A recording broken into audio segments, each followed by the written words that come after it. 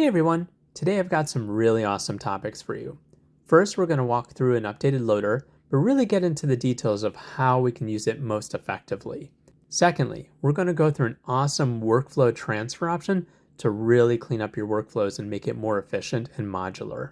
We're going to talk through a really cool LoRA Manager to make your LoRAs and your checkpoints much more easily accessible. And finally, some tips and tricks and more goodies.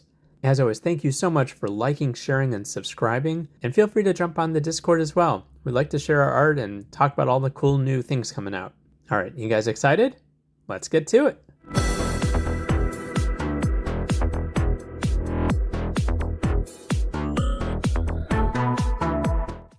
All right, well, getting started, I wanted to first talk about some of the shortcuts because that's going to help you get more efficient in different ways in how you're building your workflows. So the first one is talking about connection duplication. So previously when we've done duplication, I've held down the Shift key and clicked on a particular point, and that's duplicated it over.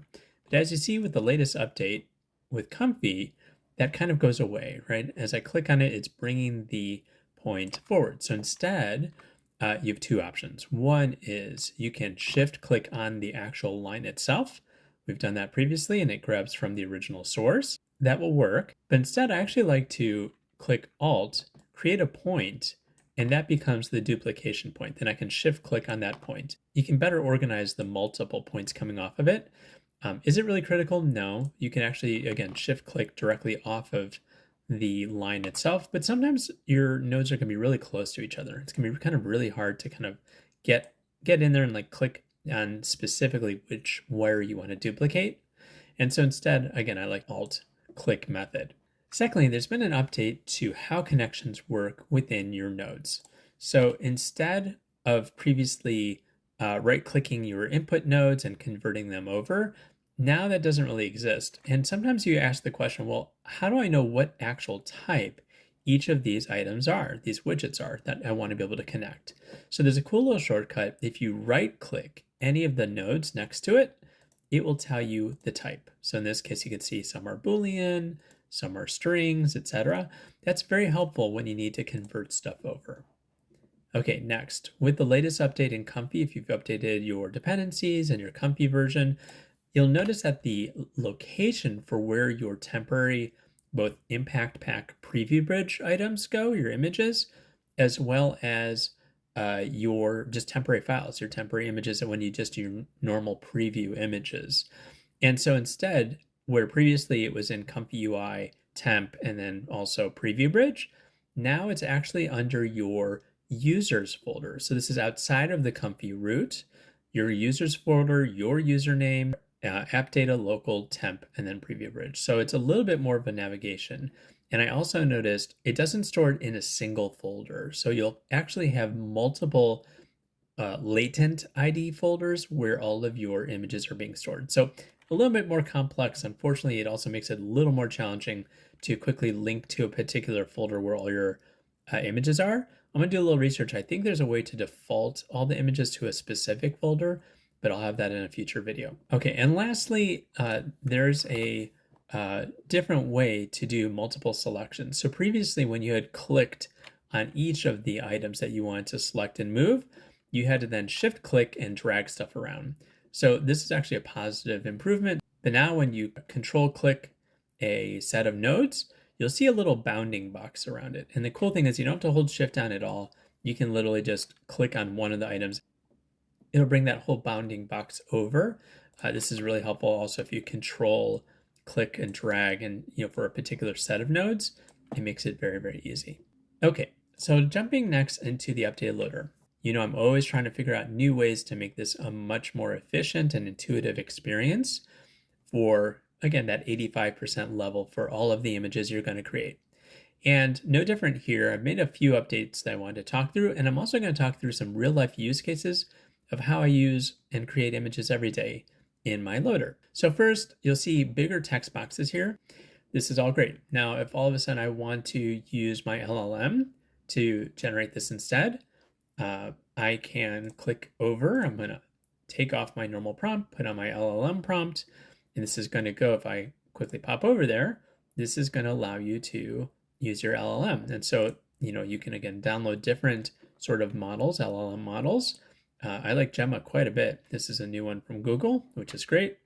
And I'm, by the way, using shortcuts. So 1, 2, 3, they kind of line up to these numbers over here as well. And when I run this prompt, it's going to obviously give me a much richer prompt.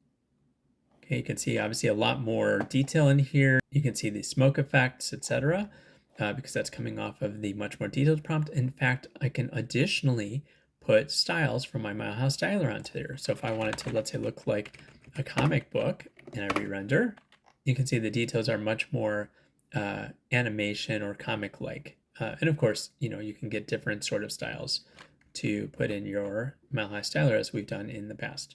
Okay, something new and exciting. You'll notice that the Power LoRA loader that I added, I've used to expand the screen because many times you'll have many LoRAs that you'll want to do at once.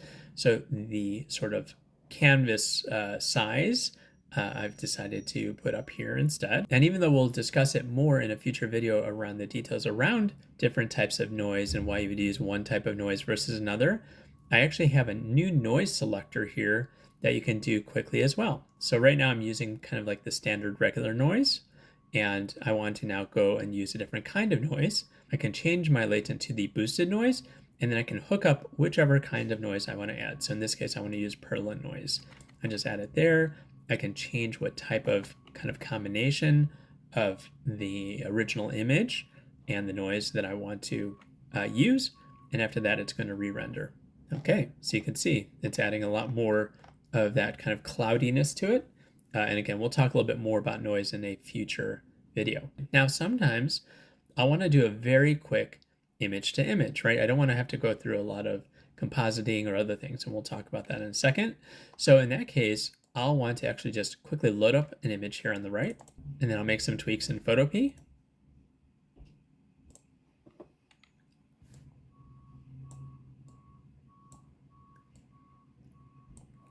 And then I'll quickly do a VAE encode to basically convert it back and do my final render here. Now, I do want to change the number of steps because obviously I'm not starting from scratch, I'm just doing an enhancement.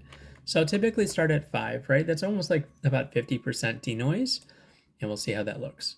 Okay, I don't see enough lightning, so I'm going to add a little bit more denoise here. Okay, there we go. So that's very easy to add some, quick effects, quick tweaks, etc., as an image to image. Okay, next, let's talk about compositing. Okay, great. And now I want to add some elements to composite quickly and, re-image to image. Now, the key piece, of course, to this is that I can always add elements and simply use Photopea to do that. But for quick compositing, I find this is really easy. So after I've created a little background, I'm going to quickly jump over to my layering. It's bookmark 3. And you can see I'm going to quickly enable my kind of main background area here. And I'm going to just add 2 elements that I want to layer in. Okay, and then I'm going to quickly click over there to get to my first element. In this case, I'm going to create a butterfly monster. Okay, great. And the second element I'm going to do, I'm going to create a beautiful fountain. And then after all this is done, you can see that it has automatically removed the background for me. So this is going to become available for me. And now I'm going to go back to shortcut 3, bookmark 3, to go to my layering area. And you can see my background and my 2 elements have come in automatically into this compositor. Now, as you've seen in previous videos, all you have to do to get this to your final spot is to click on an element. You can see drag it around, etc. And then you can resize it, which we're going to throw here over on the side. And we're going to make our monster here a little smaller as well. Be flying. In fact, you can rotate them. Okay, great. And so once you have your final composited scene, you can see at the bottom here, you can have a little update here, which I'm going to click. And that's going to pop them in here. Now, once that's done, we can go and click 1 for bookmarks because we're going to enable our final image to image. And so if I go there, either click the arrow or hit 4, it's going to now come over into this area, right? And so you'll notice that from that composited picture, we're going to have automatically a description of that composited picture pasted below. So trying to save time here to not have to retype in many elements of your now layered picture to get that file image to image. Okay, great. And from Florence, many times you're going to have extra information here that you may or may not want to include. So I'm going to just simply copy and paste the whole prompt in here, remove what elements I don't want to include. And we're going to do a very light denoise here, 50%, only for a few steps, just to see how that looks. But again, as always from previous videos, you're going to want to mess with this a little bit more steps, maybe a little lower denoise or a higher denoise with a few lesser steps, really to get that right blend to be exactly how you want it. You can start to see it's starting to blend the elements into the scene, which is what you eventually want with your fully composited image-to-image scene. Now, sometimes this is great, right? This is a good enough resolution for most use cases, but you may want to upscale it for the future. And so in this case, you can click and then hit the number 5. And that's, as I'm still holding down on the mouse, you can see it's coming over from my image to image. And then I could do several different sort of upscales. I can do the refine and upscale of Bodhi. I can use ultimate upscale. I can do face detailer or general detailer. So you have a lot of options here. Let's say I want to do an ultimate upscale. So I'm going to click that right here. And you can see it's all, if I zoom out here, it's all bypassed. So we want to unbypass it. I could do that manually, or I can hit my one shortcut and go to my ultimate upscale here and enable it. And if I hit 5 to go back, it's going to bring me back here and it's going to start to run. Okay, and so let's take a final look. It looks really great. It's high res. Obviously, you can mess with the parameters to get the right level upscale that you want. You can, of course, use different upscale models from the upscale database, but that gets you to a really, really good spot for a final image. Okay, one final note, I hit bookmark 1 to get us back, is around skin textures. So let's say you do a portrait instead. I do have an additional option here called Skin Texture Booster. If I click on that, it's going to basically run through my skin texture booster routine, several different steps, basically selects the skin as we've done before and add some skin noise, and it looks much cleaner and more realistic. So you have that option as well. So next we're going to talk about workflow transfers, essentially FlowChain. And FlowChain, you get this by going into your manager, and if you type in FlowChain, if you install that and restart Comfy, you then start to have a few additional nodes that we're going to talk about. But what is FlowChain? So you saw obviously with my loader workflow, there's a lot going on there. There may be some areas that you would want modularized, right? Some things that really, as you create additional workflows here or there or wherever, you're going to want to call a particular enhancer or set of routines that you're going to want to come back to over and over again, but you don't want it to be in the main flow because as you start new flows, your additional routines are going to get out of date. So by modularizing it, you're basically separating one workflow from another so that you just simply call that other workflow when you need it. So for example, you'll have this simple render of a portrait. Pretty well detailed. I like it overall, but let's say I want to put it through my skin enhancement boosting routine. So here I'd have to hook it up to the main render here. I'd have to pop it into maybe a couple other places as well, right? And then I'd have to run it. And this is good. It's going to run and be done. But at the same time, if I have to enhance this in the future, right? You can see some more skin detail here.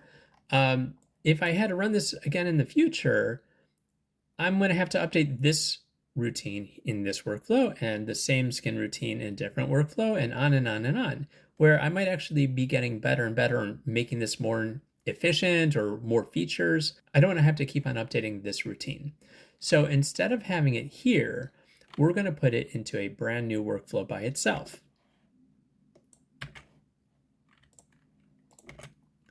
Right? So we have that here. And therefore, I'm going to delete it from here. Great.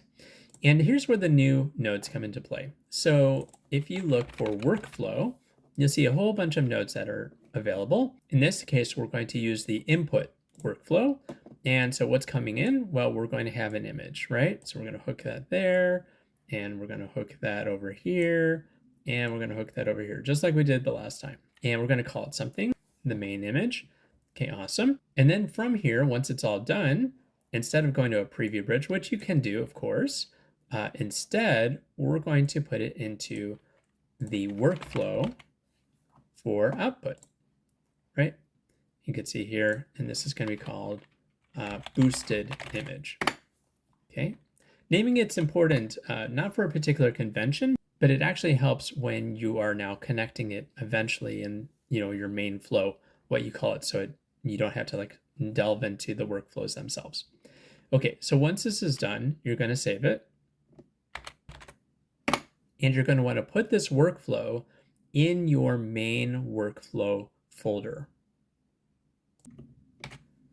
So in this case, I have it under user default workflows, and then I created a separate folder for support. So it's out of my main workflow. So it's kind of like a supporting workflow. And I did that because that's going to help us later on when we want to be able to select it and archive it together, etc. So once that's done, you can close that. So now you're going to want to restart Comfy. So anytime you create these additional subflows, just for the first time, right? If you're updating them later on, not a big deal. But for the first time, you do have to restart Comfy so that it registers that sub workflow.